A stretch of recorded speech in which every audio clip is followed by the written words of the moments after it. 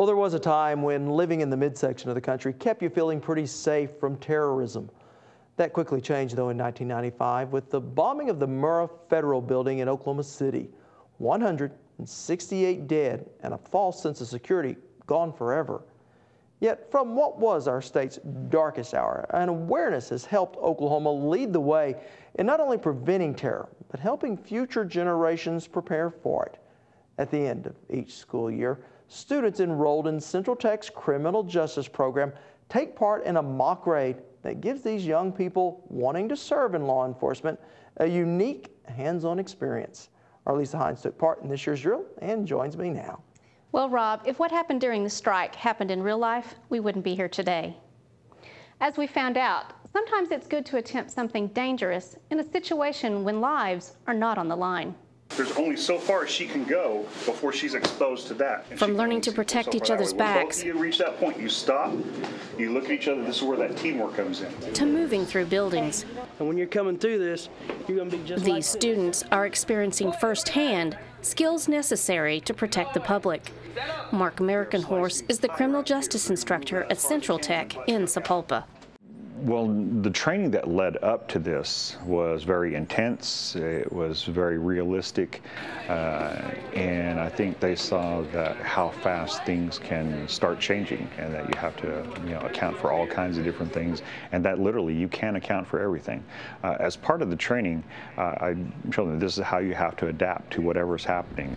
The makeup of the inside of this place has changed since the last information that we had. That literally, when they're going through a building, they should be talking to each other, telling each other what's up ahead and any changes that are being made, other than the plan that we had. So, I mean, there's a lot that they take away from this. Puppy Strike, a multi-state mock terrorism drill culminating a year's worth of training, including students from many different areas.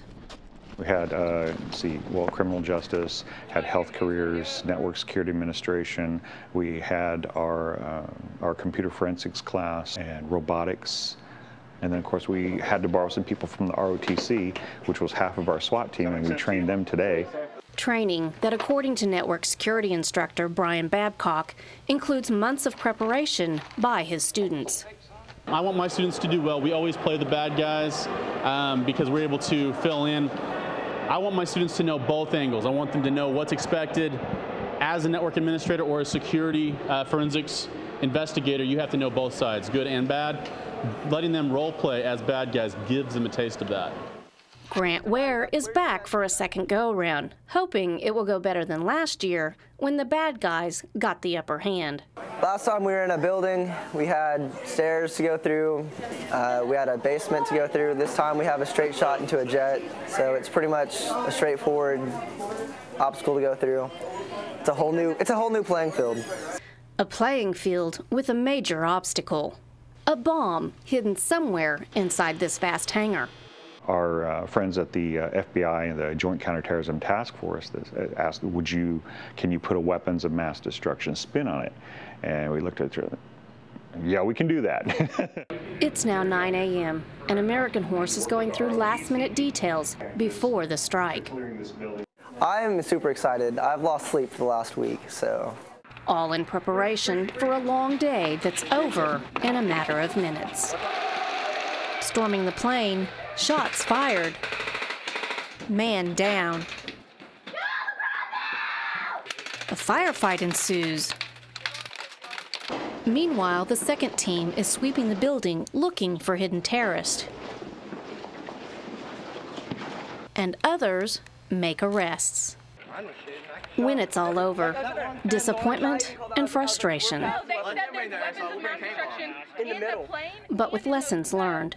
It's really hard to say you learned something because you got like a minute or two in there and the bomb goes off and it kind of ends it short. So I learned how to get upstairs properly after 2 years of stairs. I believe all the students did an excellent job. Really proud of everybody, and we'll see what happens next year. No matter what's in store for next year, Mark says the show will go on. We're going to keep doing our part to prepare these kids to go out in the real world and carry the torch for us.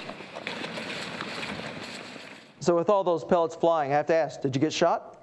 This year I didn't, but as soon as I eased the camera around into the plane, it got shot lots of times. Now I've got to ask, they've been in an abandoned warehouse, now they were in an airplane hangar. What's up for next year?